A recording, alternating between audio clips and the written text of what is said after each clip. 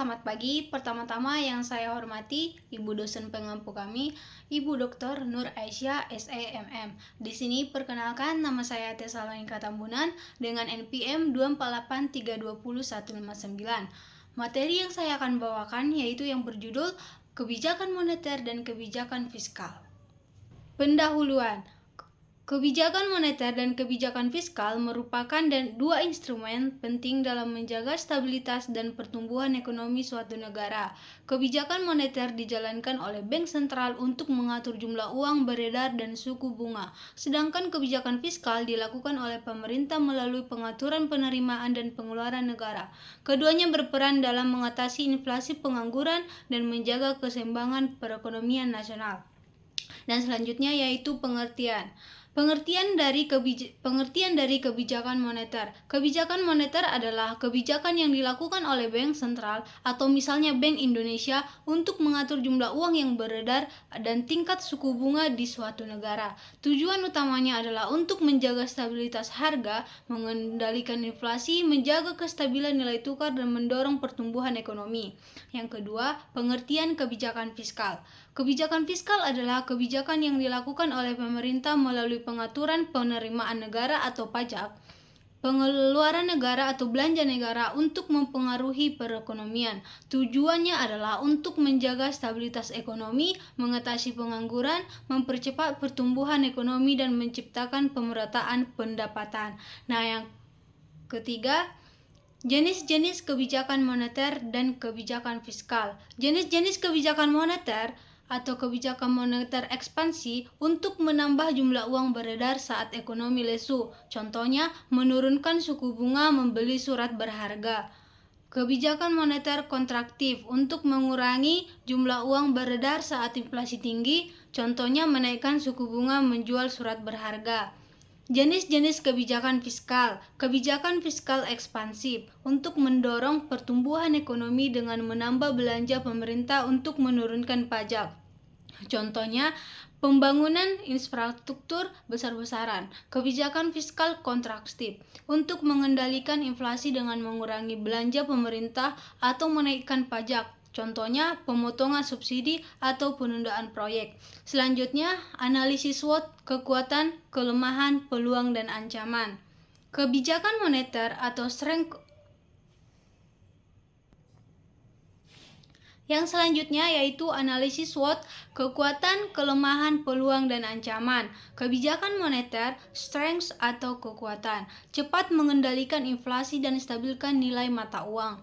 Yang kedua, weaknesses atau kelemahan, kurang efektif jika sektor keuangan lemah. Yang ketiga, opportunities atau peluang, menarik investasi dan mendukung pertumbuhan ekonomi.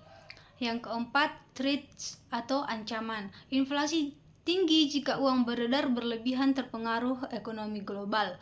Nah, kebijakan fiskal, strength atau kekuatannya mampu atasi pengangguran dan tingkatkan kesejahteraan. Yang kedua, weaknesses atau kelemahan, lambat diterapkan berisiko defisit anggaran. Yang ketiga, opportunities atau peluang, mendorong pembangunan dan distribusi pendaftaran merata. Yang keempat, threats atau ancaman, utang negara membengkak, rawan korupsi. Nah, yang selanjutnya, dampak positif dan dampak negatif kebijakan moneter. Dampak positif kebijakan moneter, stabilitas harga, mengendalikan inflasi agar tidak terlalu tinggi atau deflasi, mendorong pertumbuhan ekonomi, suku bunga rendah, meningkatkan konsumsi dan investasi, menstabilkan nilai tukar, memperkuat mata uang dan menjaga kestabilan pasar valuta atau asing, pengendalian likuiditas, mengatur jumlah uang beredar agar ekonomi tidak terlalu panas atau lesu. Dampak negatif kebijakan moneter, resiko inflasi atau deflasi, kebijakan yang salah bisa memicu inflasi tinggi atau deflasi, melemahkan sektor tertentu, suku bunga tinggi dapat membebani usaha kecil dan sektor produktif. Ketergantungan pasar keuangan, perubahan suku bunga bisa menyebabkan volatilitas para saham dan obligasi. Efek tertunda dampak kebijakan moneter biasanya baru terasa setelah beberapa waktu sulit mengatasi masalah secara cepat. Dampak positif dan dampak negatif kebijakan fiskal. Dampak positif kebijakan fiskal yaitu stabilkan ekonomi, mengurangi pengangguran dan inflasi melalui pengeluaran pemerintah atau pengaturan pajak.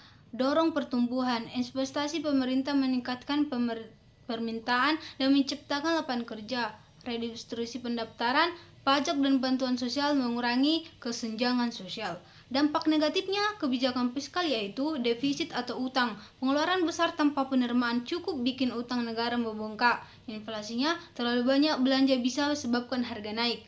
Crowding out. Pemerintah pinjam uang yang banyak, sektor swasta kesulitan dapat modal. Ketergantungan bantuan berlebihan membuat masyarakat kurang mandiri. Nah, yang terakhir yaitu kesimpulan. Kebijakan moneter dan kebijakan fiskal merupakan dua instrumen penting dalam mengatur perekonomian suatu negara. Kebijakan moneter digunakan untuk mengendalikan jumlah uang beredar dan menjaga stabilitas harga melalui peran bank sentral. Sedangkan kebijakan fiskal dilakukan oleh pemerintah untuk mengatur penerimaan dan pengeluaran negara guna mencapai kesejahteraan masyarakat. Keduanya memiliki peran strategis dalam menjaga stabilitas ekonomi, mendorong pertumbuhan, mengatasi inflasi, dan mengurangi pengangguran. Namun, penerapan kedua kebijakan ini harus dilakukan secara tepat agar tidak menimbulkan risiko seperti inflasi tinggi, defisit anggaran, atau utang negara yang membengkak. Dan sekian presentasi saya hari ini. Terima kasih.